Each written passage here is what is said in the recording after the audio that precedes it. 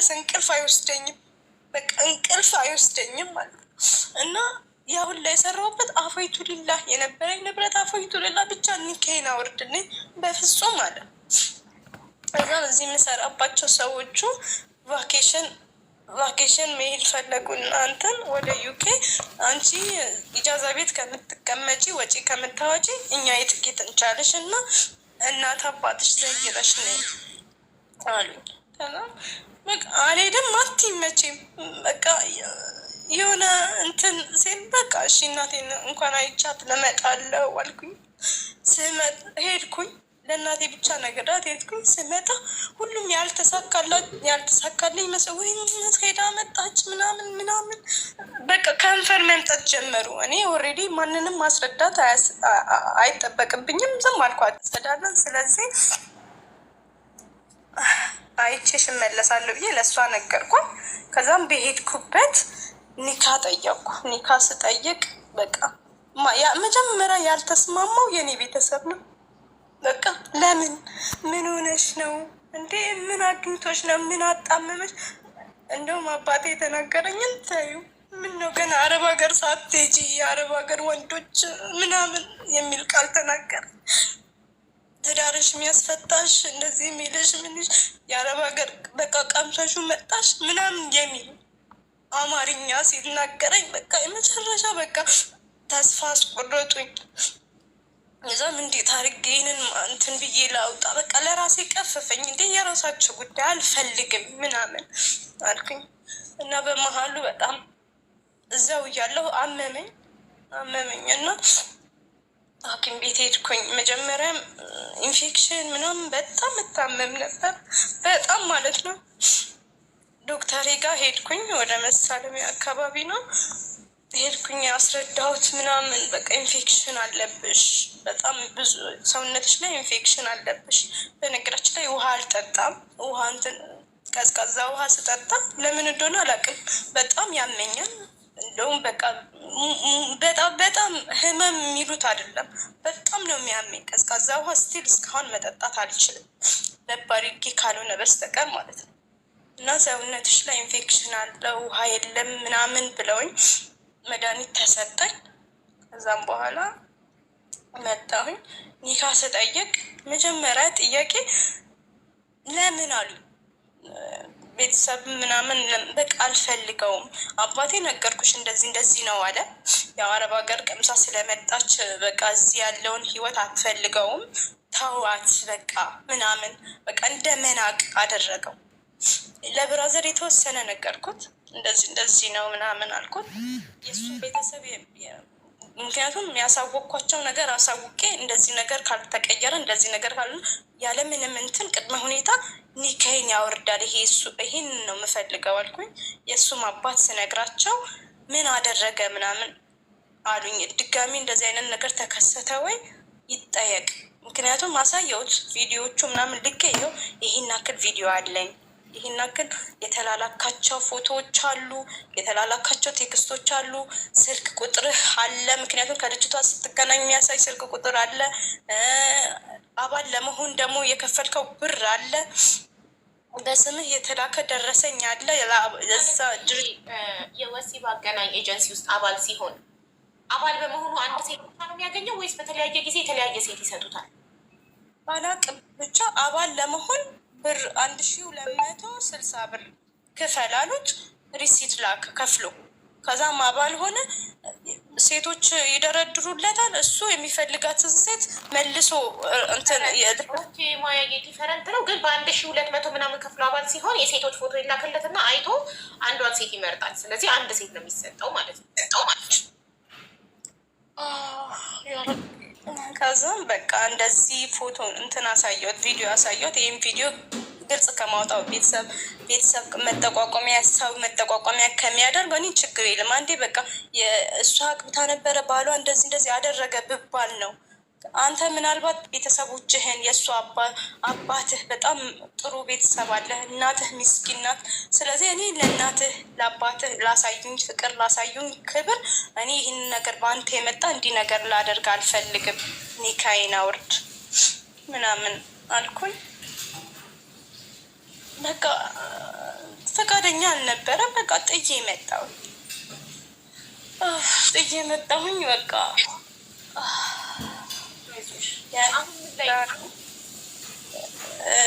እንትን ላይ ኒካይን አወረደ። መቼ መሰለሽ? ዘመን መለወጫ ገና ጃንዋሪ 1 ላይ በሀያትሽ ልትረሺው ማትችው ቀን ሁሌ 7 ዓመት በዓል ሲመጣ ገና ዘመን መለወጫ ሲመጣ ልትረሺው ማትችው ቀን ኒካሽን አወርዳለሁ አለኝ። እኔ ችግር የለም ብቻ ኒካይን ስጠኝ አወርድልኝ። ስለዚህ ጃንዋሪ 1 ላይ ኒካይን አወረደ ማለት ነው። ገናን አንቺ አብረሽ ማክበር አለብሽ። ስለወረደልሽ የምታዝኝ መስሎት ነው በመውረዱ። ስለተገላገልሽ አንቺ በደስታ ልክ እንደተወለድሽበት የተፋታሽበትን ቀን ማክበር አለብሽ። እሺ አወረደልሽ። ኒካይን አወረደልኝ እና ግን ከዛ በፊት ያኔ እዛ እያለው ኢትዮጵያ እያለው አንድ ተስፋ ያስቆረጠኝ ነገር ሐኪም ቤት ሄጄ ሙሉ ምርመራ ምናምን አድርጌ ነበር። ልጄ ከወለድኩኝ በኋላ ነገርኩሽ ሲያመኝ ሁሉም ሰው እርግዝና አላት ምናምን ብሎ ነው። በተለይ እናቴ በጣም ትጓጓለች። በቃ ለእኔ ብዙ መስዋዕት ከፍላለች። በቃ በጣም ብዙ የኔን አይምሮ ለመገንባት ምናምን። በስንት ቀን ነበር ውዴ? በሳምንት በተወለደች ሳምንት ነው አይደለም? 24 ሰዓት ውስጥ 24 ሰዓት በአንድ ቀን ማለት ነው የሞተችው። የወለድሻት ወንድ ነበረ። እሱ ከሞተ በኋላ አመት ከምናምን ያው እርግዝና አልተፈጠረም። ለምን እርግዝና አልተፈጠረም? ማዘርም ጨቀጨቀችኝ፣ ጓደኞችም ለምን አንቺ ምን ትጠቀሚያለሽ ምናምን ሲሉኝ ሐኪም ቤት ሄድኩ። ሐኪም ቤት ሄጄ ሙሉ ምርመራ ምናምን አደረግኩ። ከዛም ዶክተሩን አንቺ ንጹህ ነው እንደዚህ ማድረግ ትችያለሽ፣ ግን እኔ የምጠይቅሽ ምርመራ ማድረግ ትችያለሽ ምናምን አለኝ። አዎ አልኩት። ከዛም አርሾ ላከኝ ደም። ከዛም የማፀን ምርመራ ደግሞ እንትን አለ ጳውሎስ ፊት ለፊት የሆነ ሐኪም ቤት አለ፣ እዛ ላከኝ። ምርመራ አደረግኩ። ከዛም አቡዬ በቃ ህይወት የጨለመው እኮ ከዛ ቀን ጀምሮ ነው። በዛም አንቺ ያኔ ኢንፌክሽኖች በጣም ስለሚያጠቁሽ ምናምን የማፀንሽ ቱቦ ዝግ ናቸው። በእንትን መንገድ መውለድ አትችይም።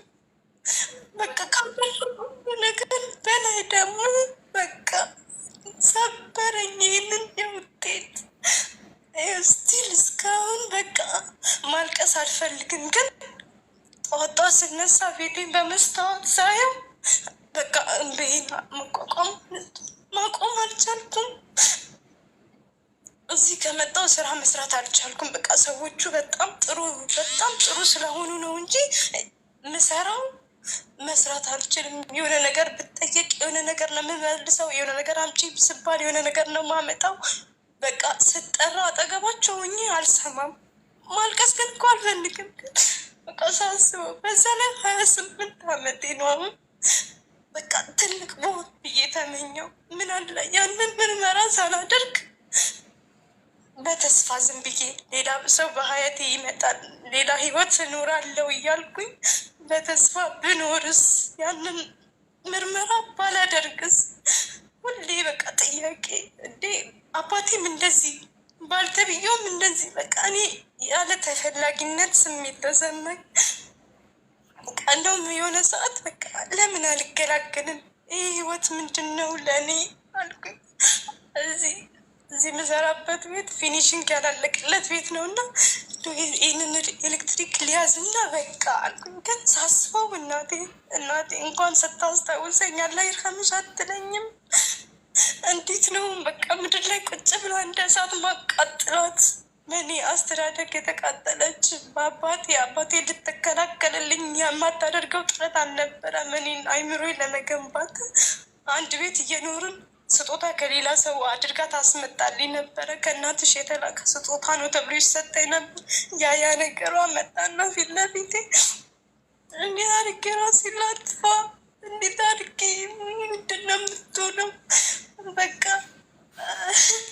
አልኩኝ። በቃ ሁሌ እነሳለሁ ዛሬ ሳላለቅስ እምላለሁ። በቃ እድሜ ትልቅ ቢሆንስ? እድሜ በቃ ወይም 40ዎች አብሬያችሁ ቢሆንስ? ለምን በዚህ እድሜ ይህንን ሰማሁኝ? ተስፋዬን አሳጣኝ።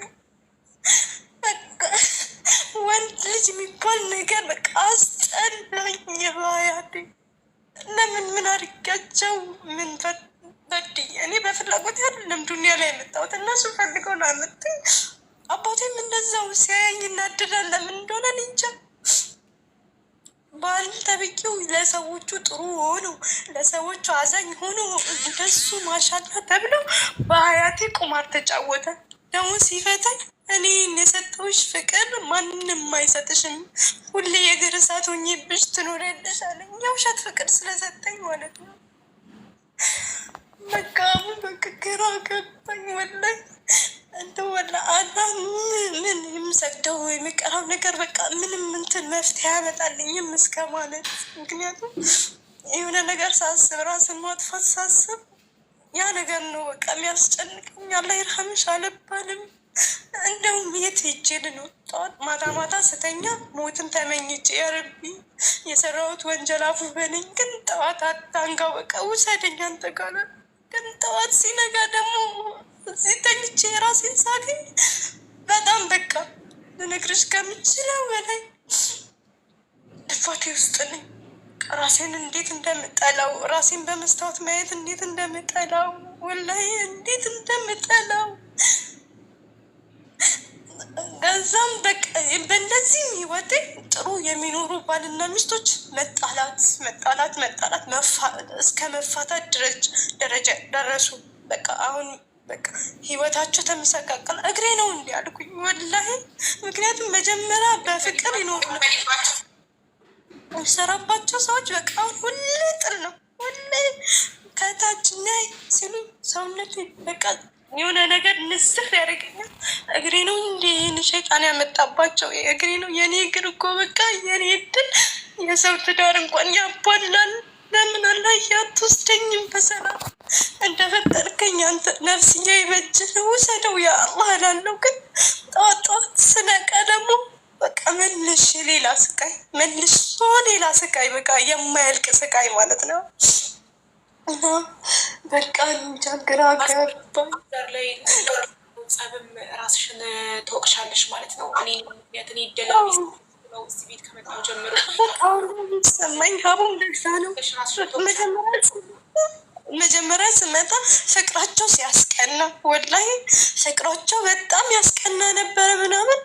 የዛሬ አመት ነው በቃ የጀመሩት። የዛሬ አመት ረመዳን ላይ የጀመሩት። ይኸው ስቲል እስካሁን በቃ ሲጣሉ ለሽምግልና ደግሞ ይሄን አይተሽ ነበር ነይ ስባል ደግሞ ወይኔ የኖርኩት ኖሮ ድጋሚ ሰው ሀገር መጥቼ ለምን ታሳይኛለህ? አላ ምን በደልኩት? በቃ ምን አድርጌ ይሆን? ደውዬ ጠይቃታለሁ። እኔ በልጅነቴ ክፉ ነበርኩ እንዴ? ሰዎች ጋር የነበረኝ ነገር አንቺ እንደዚህ አታስቢ፣ አንቺ ጥሩ ሰው አብረሽ ምትበይ አብረሽ ምትጠጪ ከሰው ምታለቅሽ ነሽ፣ ለምን ራስሽ እንዴት ያለሽ? በቃ ታዩና ነይ እኔ አለሁልሽ ትለኛለች። አሁን ላይ እሷ ብቻ ናት ይህንን የእንትን ውጤት የምታውቀው። ወንድሜ ምንም አይመስለው ሀያቱን እየኖረ ነው። እንደውም ወንድሜ እሱን በመፍታቴ በቃ አንቺ ለምንድን ነው በቃ አፉ ብለሽው ለምን አልኖርሽም? ምክንያቱም በቃ ያው በተፈጥሮ መንገድ መውለድ አትችይ የሚለው ነገር ምንም ቢያድግሽ ምንም በቃ ትዳር አለም ላይ የሚባል ይሻላል የሚል እንትን አለው አስተሳሰብ አለው እንጂ እሱ ምን ያደርግ ምን ያህል ጉዳይ አይደለም። እልሙህም ብቻ እሷ ትዳር ላይ ናት። ምክንያቱም ውጤቷ እንደዚህ ነው። ያኔ ምንም ቢያደርግ ምንም ዋናው ያኑራት ነገር ነው እሱ ያለው አስተሳሰብ ማለት እና ያ እናቴም ብትሆን እንደዛ ነው። ምንም ቢበድልሽ ምንም እሱ ጥሩ ልጅ ነው፣ አስተዋይ ልጅ ነው እና ኑሪ አላህ ያውቃል ትላለች። ግን የኔ ስቃይ ማንም አያውቅም። የኔ ስቃይ ያለሁበት ማንም በቃ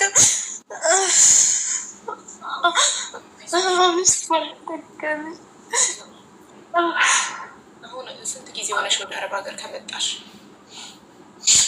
አሁን ኦልሬዲ ከ4 ወር ምናምን ከ5 ወር መሰለኝ ህዳር አካባቢ ነው የመጣሁት በኢትዮጵያ። የደረሰብሽ የኖርሽ ህይወት በጣም ከባድ ነው፣ ግን ያንቺ ጥፋት አይደለም። ማለት አባትሽ አንቺን አለመውደዱ ያንቺ ጥፋት አይደለም። አንቺ መጥፎ ልጅ ስለሆንሽ አይደለም፣ ወይ አንቺ አስቀያሚ ስለሆንሽ አይደለም። አንቺ በጣም ቆንጆ ልጅ ነሽ፣ አንቺ ጥሩ ሰው ነሽ። ግን ደግሞ አባትሽ እውቀቱ ያ ነው የሚያውቀው። ምናልባት ፊት ከሰጠኋት ልጅ ትባልጋለች ብሎ ስለሚያስብ የድሮ አባቶች እና ልጅ ማስተዳደግ መንገድ እነሱ የሚያውቁት ይሄንን ነው። እነሱ ኃይለኛ ሆነው ሂጅ ከዚህ አታውሪ፣ እንግዳ ፊት ሂጂ፣ ጓዳ ተደበቂ፣ ሴት ልጅ እንደዚህ አትስቅም፣ ሴት ልጅ አታወራም፣ ዝም በይ ምናምን እየተባልን ነው አብዛኞቻችን ያደግነው። ይሄ ደግሞ የእኛ ጥፋት አይደለም። ገባሽ? የአባትሽ እንደዛ መሆን አንቺ መጥፎ ሰው ስለሆነ አባትሽ ይህን ነው የሚያውቀው። በቃ እውቀቱ የልጅ አስተዳደር እውቀቱ እንደዛ ነው። ሴት ልጅ ፊት ከተሰጣት አንቺ ጎበዝ ነሽ፣ ትችያለሽ፣ ቆንጆ ነሽ ምናምን ከተባለች አናታችን ላይ ትወጣለች ብለው ነው የሚያስቡት የድሮ አባቶች። የኛ ጊዜ አባቶች ስላልተማሩ፣ አሁን ላይ ያሉ ወጣት አባቶች ግን ልጆቻቸውን ስፔሻሊ ሴት ልጆቻቸውን በጣም ፍቅር ይሰጣሉ፣ በጣም ይንከባከባሉ እና ትችያለሽም ብቁ ነሽም እያሉ ያሳድጋሉ። ስለዚህ በእኛ ጊዜ የነበሩ አባቶች ይሄ ትክክል ነው ብለው የሚያምኑት ነው። ስለሚጠሉን አይደለም። አባትሽ አይጠላሽ።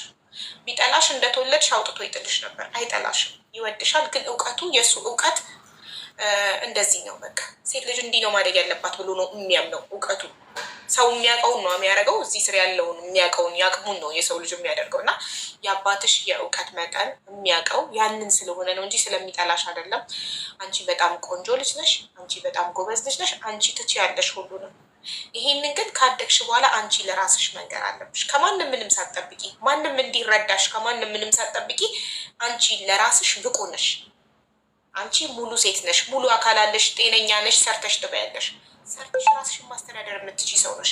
ያልተረዳሽ ይሂድ፣ የተረዳሽ ብቻ አብረሹ ስትሆኝ፣ አብረሹ ስታወሪ ሰላም ከሚሰማሽ ሰው ጋር ብቻ ነው መቀጠል ያለብሽ። በትዳርሽ የሆነው ነገር ያስተዳደግሽን ተከትሎ ነው። ለምን አንቺ ኦልሬዲ አይገባሽም፣ ውድ ነገር አይገባሽም። ርካሽ ነገር ነው ነበር መርጠው የሚገዙልኝ እና ውድ ነገር አይገባሽም፣ አንቺ አትረቢም፣ አንቺ የትም አትደርሽም እባል ስለነበረ ራሴን ዝቅ አድርጌ ነው የማየው ብለሻል። እና ራስሽን ዝቅ አድርገሽ ስታይ ያገባሽ ባል አንቺ ራስሽን በምታይበት አይን ነው የሚያይሽ። ምክንያቱም ማንም ሰው እኛ ራሳችንን በምናይበት አይን ነው የሚያየን። እኔ ለራሴ ያለኝ ዋጋ ዝቅ ያለ ከሆነ የኔም የስራ ባልደረባ የሚሆን የትዳር አጋር የሚሆን እኔ ዝቅ አድርጎ ነው የሚያየኝ። ለምን? እኔ ነኛ ማሳየው መስመሩን። ስለዚህ አንቺ ራስሽን ዝቅ አድርጌ ስለምታይ፣ ይሄ ደግሞ የተፈጠረው ቤተሰቦችሽ በሰጡሽ ትሪት ባደረጉሽ ወይ ያው ፍቅር ስላልሰጡሽ እንደማትረቢ ውድ ነገር እንደማይገባሽ እየነገሩሽ ስላደግሽ አንቺ እኔ ውድ ነገር አይገባኝ በሰራሽበት ብር እንኳን ውድ ነገር መግዛት እንደምትፈሪ ነው የነገርሽ ማለት። በራስሽ ገንዘብ በላብሽ በደሞዝሽ ውድ ነገር ለራስሽ አውጥተሽ መግዛት ኖ አይገባኝም፣ ይበዛብኛል፣ ለእኔ ይሄ አይገባም ትይ ነበር። ያ ደግሞ በልጅነትሽ፣ ሁላችንም በልጅነታችን የተሰጠን ነገር ነን ስናድግ። ግን ያንን መቀየር እንችላለን። ለራሳችን በቂ ፍቅር በመስጠት ራሳችንን በመውደድ ራሳችንን በመንከባከብ ያንን ማከም፣ ራሳችንን በራሳችን ማከም እንችላለን። እኛ ብቁ ነን። ቤተሰቦቻችን ትሪት ጥሩ ፍቅር ሰጡንም አልሰጡንም በልጅነታችን እኛ ብቁ ነን። እነሱ ጥሩ ፍቅር ካልሰጡን ስለማያውቁ ነው፣ እውቀታቸው እዛ ድረስ ስለሆነ ነው። በቃ አንወቅሳቸውም፣ ያላቸውን ሰጥተውናል። ልጁን አውጥቶ ሚጥልም አለ። እነሱ ግን አትሊስት ስላልጣሉን እየቆነጠጡም ቢሆን እየመቱንም እየተሰደቡንም ቢሆን አትሊስት አሳድገው እዚያ ያደርሰውናል። ስለዚህ አንፈርድባቸውም። ኢትስ ኦኬ። የተማሩ ቢሆኑ ኖሮ እውቀት ቢኖራቸው ኖሮ በተሻለ አስተዳደግ ያሳድጉን ነበር። ስለዚህ ዛሬ ላይ ግን እኛ ስለ ራሳችን ህይወት ከቤተሰብ ወጥተናል፣ አድገናል። ስለ ራሳችን ህይወት ኃላፊነት መውሰድ ያለብን እኛ ነን። ጓደኛ፣ ባል እኛ ካልፈቀድንላቸው በስተቀር እኛን ምንም ሊያደርጉን አይችሉም። አንቺ ጠንካራ ስላልነበርሽ የደረሰብሽ ነገር ባልሽ እንደዛ እንዲጫወትብሽ አድርጓል። የመጀመሪያው ጊዜ ኦኬ፣ በጣም ሃይማኖተኛ መስሎ አክራሪ ሃይማኖተኛ መስሎ የአካባቢ ሰው ያከብረዋል፣ ቤተሰብ ያከብረዋል። ለምን? ሃይማኖተኛ ሰው እስፔሻሊ ኢትዮጵያ ሃይማኖተኛ፣ የትኛውም ሃይማኖተኛ አክራሪ የሆነ ሰው በጣም ይከበራል። ይዋሻል ተብሎ አይታሰብም። ትዳሩ ላይ ማግጣል ተብሎ አይታሰብም። ለዛ አብዛኞቹ በሃይማኖት ነው ከቨር እያደረጉ እየተጫወቱ ያሉት። አብዛኛው እንደውም ዱርዬ፣ እንደዚህ የምታዩት ዱርዬ ለትዳሩ ታማኝ ነው። እንዲህ ስታዩት አለባበሱ፣ ጸጉሩ ምናምን ዱርዬ የሚመስል ሰው እሱ ሀቀኛ ነው። ብዙ ጊዜ አሁን ትዳራቸው ላይ እየማገጡ ሴት ላይ እየተጫወቱ ያሉት በሃይማኖት የተሸፈኑ ሰዎች ናቸው። ስለዚህ ቤተሰቦችሽ፣ ጎረቤት፣ ዘመድ አዝማድ ሃይማኖተኛ ስለሆነ አክራሪ ስለሆነ ያከብሩታል። አላመኑሽም፣ ግን አንቺ ኦልሬዲ ማስረጃ ነበረሽ።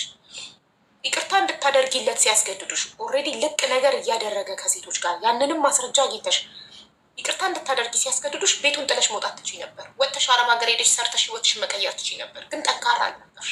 ገብቶሻል? ለዛ ነው ሴቶች ራሳችን ላይ እንስራ፣ ማንነታችን ላይ እንስራ። ዩቱብ ላይ እየገባችሁ ፐርሰናል ዴቨሎፕመንት ቪዲዮዎችን ተመልከቱ። ጠንካራ ሆኑ። ብቻችሁን ብቁ እንደሆናችሁ ለራሳችሁ ደጋግማችሁ ንገሩት።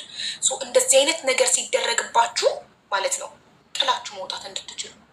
እጅ እግር ያለው ሰው የትም ቦታ ተሰዶ እንዴት ቤተሰቦቼ ካልተረዱኝ፣ አሁን እሷ ላይ የደረሰው ነገር እኔ ላይ ቢሆን የደረሰው ባሌ እንደዚህ አድርጎኝ ማስረጃ ይዤ ቤተሰቦቹ ጋር ሄጄ አቅርቤላቸው ማስረጃ ቪዲዮ ቮይስ አቅርቤላቸው ያንንም አይተው፣ ግን እሱ ሃይማኖተኛ ስለሆነ ብቻ ይቅርታ አድርጊለት ሲሉኝ እሺ ብዬ ሲነጋ ማታውን ሽማግሌ ሰብሰብ ይቅርታ አድርጊ ሲሉኝ እሺ ብዬ ሳልከራከር ሲነጋ ቤቱን ጥዬ ነው የምጠፋው። ጥዬ እጠፋለሁ። የሆነ ማንም ማያቀኝ ከተማ ላይ ሄጄ እየሰራው ላይፍ ይኖራለሁ። ይህ እራሳችሁን ውደዱ። ለራሳችሁ ዋጋ በጣም በጣም በጣም ዋጋ ስጡ። ማንም ከእናንተ ሰላም ከእናንተ ጤና። አሁን እህታችን ጥላ መጥፋት ትችል ነበር። ቤቱ አስገድደው እንደገና አስታርቀው እንደገና ሌላ ቁስል ከሚጨምሩባት ዩሲ ይቅርታ አድርጋለትም ተመልሳም በትዳር አታለው አረብ ሀገር ላካት። ጉልበቷንም ገለዋንም ሁሉ ነገሯን ሊጠቀምባት። አረብ ሀገር ከመጣች በኋላስ ኢሞን ጠልፋ ምንድን ነው የሚያደርገው? ጭራሽ ሜምበር ሆኗል። 1200 ምናምን ብር ከፍሎ ሜምበር ሆኗል።